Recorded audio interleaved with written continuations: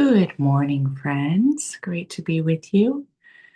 I'm going to give 1 minute since oftentimes people are logging on right at the, the top of the hour. Gives them a chance to join before we begin.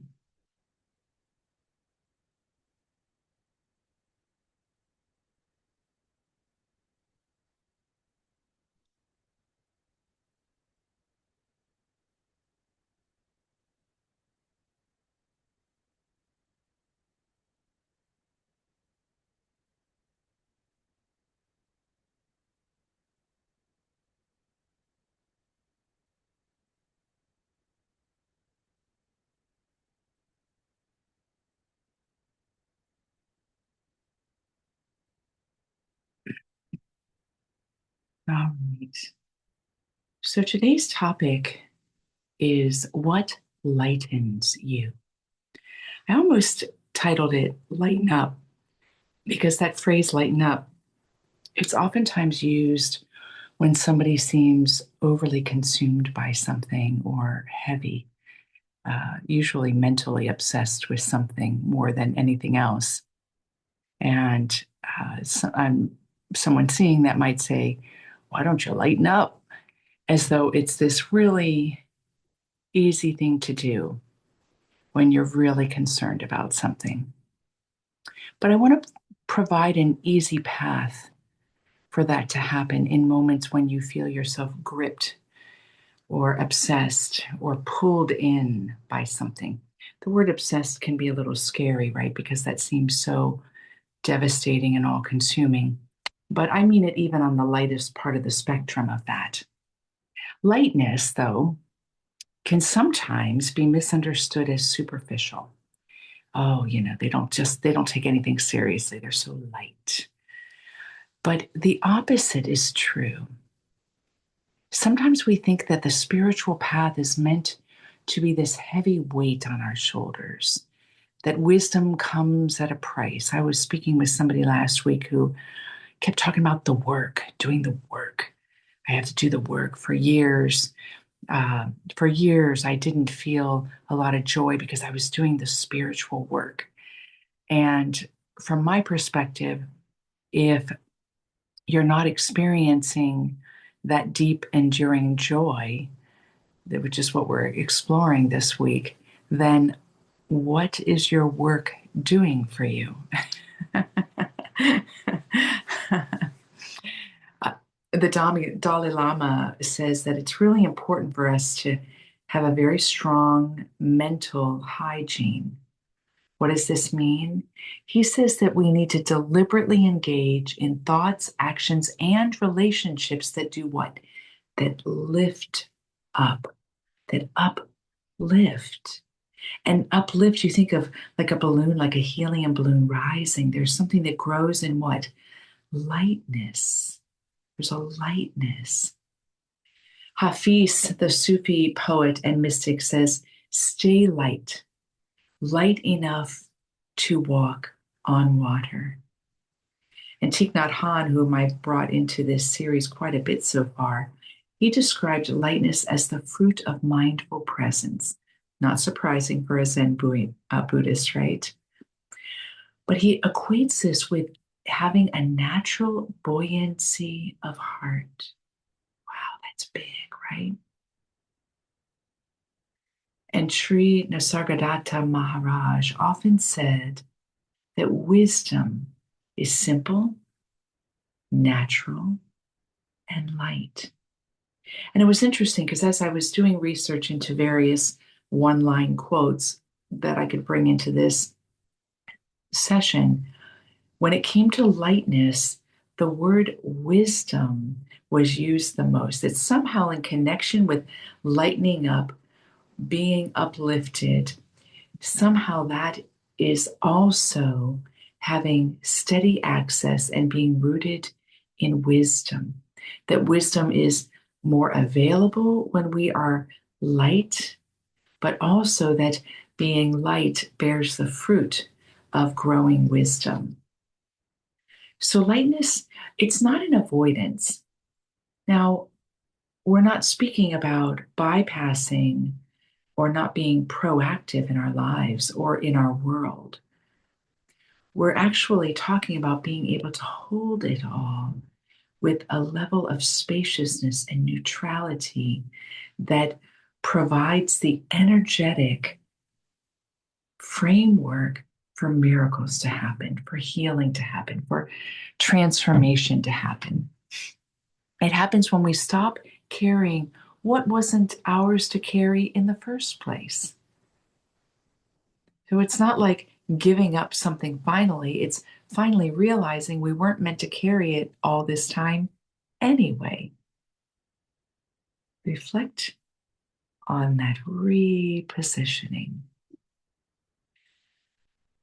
So when we ask the question, what lightens you?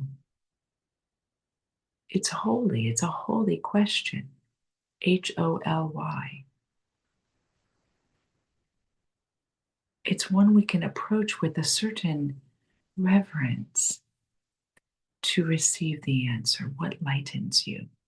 It's not a working out of a problem so that we can feel resolution. It's allowing it all to exist and holding the lightness that the resolution comes from there. When we're aligned with truth, there's something about it that feels light. When we're consumed with fear and all the different manifestations of fear, that's where we feel heavy. I really love the use of the idea of consolation and desolation. So, in the work of St. Ignatius of Loyola, he, of course, has some very detailed spiritual exercises and wrote a lot about the spiritual journey, specifically giving guidance and instructions. And there weren't a lot of people in Christianity that did that, that actually said, I want to provide a method for my community. I want to provide a framework. You do have structures that are put into place, but it's rare that you come across something that goes so deep into the body, heart, mind, and soul when it comes to the awakening journey. But Ignatius of Loyola was somebody that did that. And he used the words consolation and desolation, that's an English translation, as being the clear signals of spiritual discernment. If something consoles you on a soul level, go there. If something desolates you, do not go there or move away from there. So, in the spiritual journey, when we so often cannot create things to be very black and white, here we've got a lovely black and white. Think about when you feel desolated, you're just way down, right? Life draining versus life giving. I have oftentimes used the words contraction and expansion. But I think life draining and life giving, or consolation and desolation, are better phrases because sometimes we are meant to contract in order to expand. But these can be maybe a better framing for spiritual discernment. What lightens you? Now it's amazing. I'm at my friend's house and you can see only part of the painting behind me. In fact, you're seeing the lower third portion of it, maybe a little getting close to half. But here's this bird. Look at that bird. And that bird looks like he's alighting. So it looks like he's kind of jumped off the branch and he's, ooh, like this, alighting on whatever current is there. And he's dropping with such lightness. We could use that as a wonderful way to remind ourselves that even when we are light, we may find ourselves soaring, or we may find ourselves moving downward. We may find ourselves moving straight upward. We may find ourselves moving out. Lightness doesn't connote a direction of up, down, side to side, or any direction. Lightness is the inner state that we travel in. Is that a nice way to look at it? So how can you alight? So even in the challenges of your life, how can you you could even do this at home, just make like kind of little bird wings and feel yourself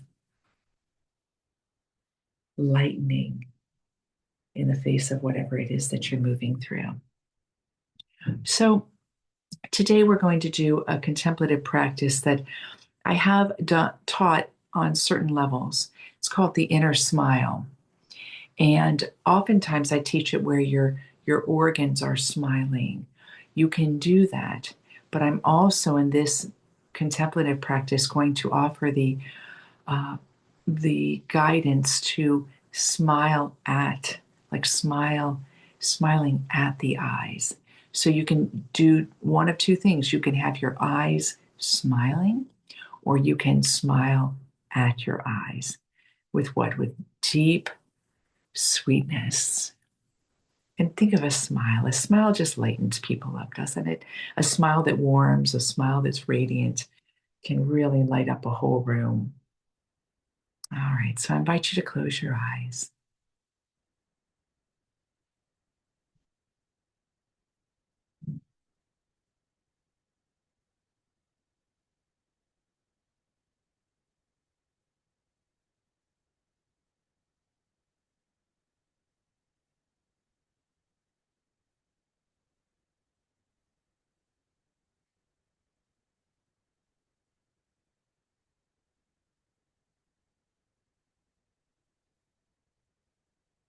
Notice your inner state. Do you feel consolation, desolation, somewhere in between? Be present to your inner state.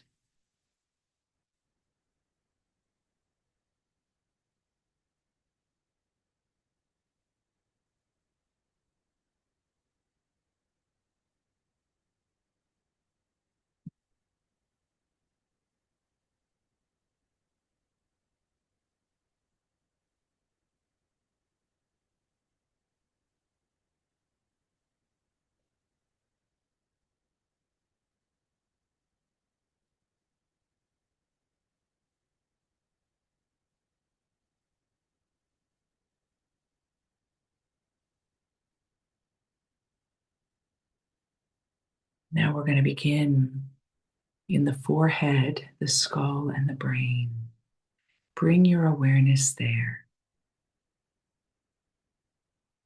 and smile with presence to your brain, your skull, and your forehead.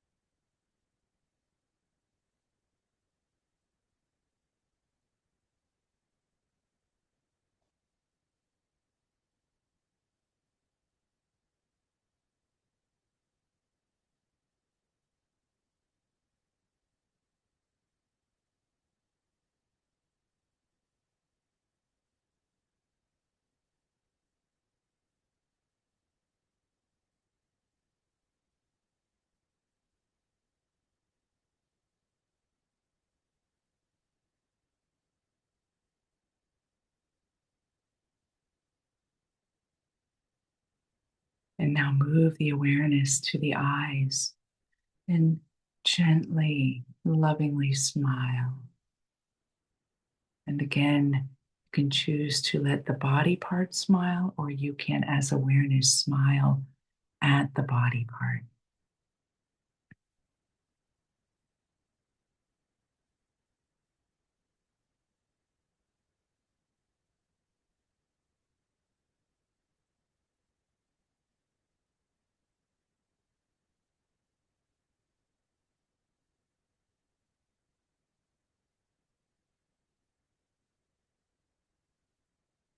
And move the awareness down into the face, the nose, the mouth, the jaw. We are smiling awareness.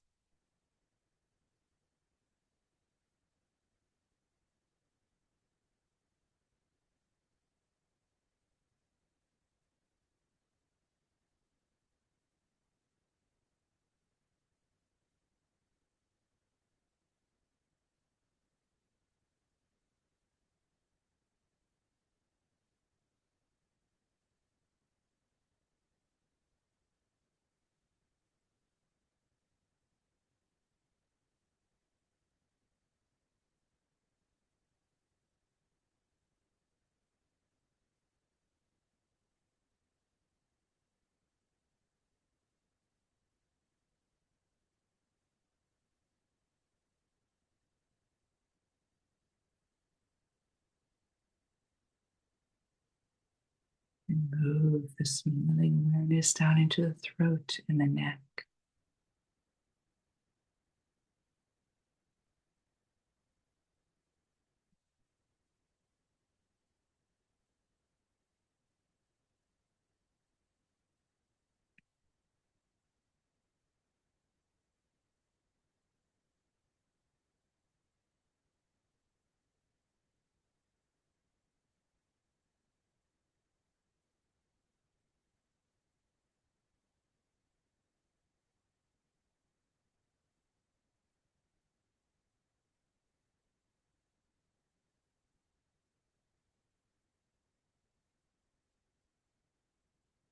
And move the awareness into the shoulder.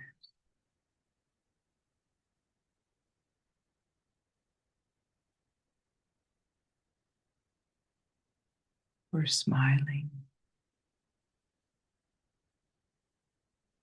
smiling without any agenda, without needing to get something, force something, move something, just smiling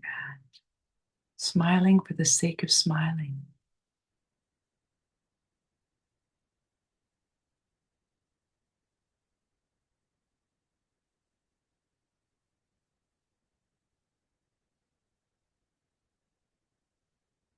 Moving into the chest, the upper back,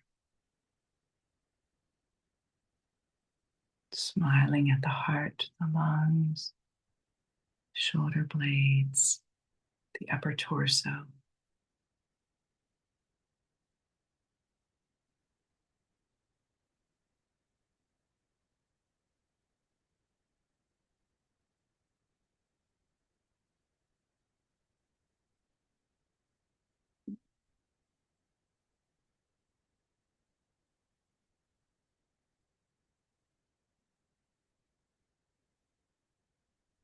Moving the gaze down into the stomach and the abdomen, all the internal organs, liver, kidneys, stomach, pancreas, intestines,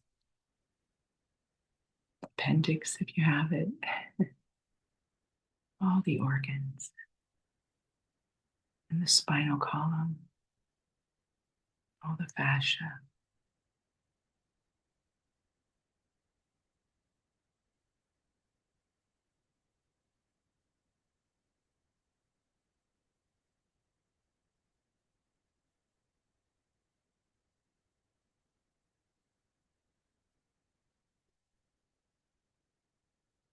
And moving the gaze down into the pelvis, the hips, the butt, base of the spine.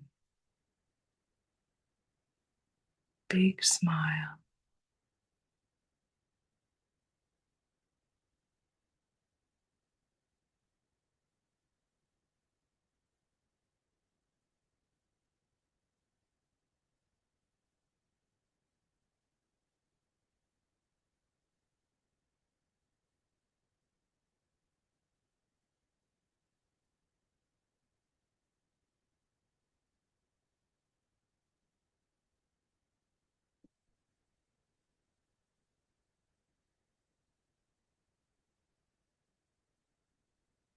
Your smiling gaze moves into the legs, the knees, and the ankle.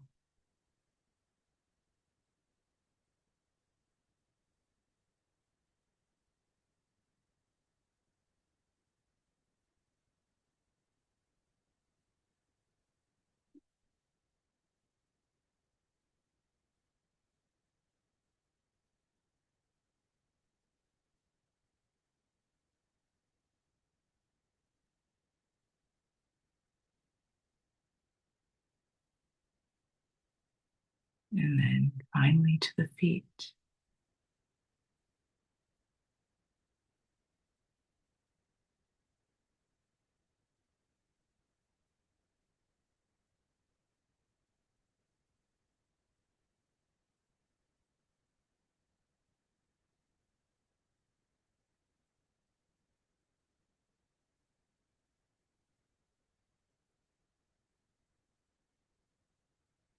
And as we bring this practice to a close, let the hands just lightly rub upon the legs, grounding, integrating what we've just experienced together.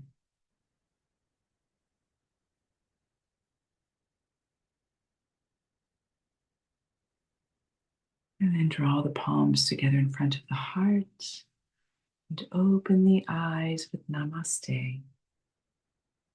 Namaste, my friends.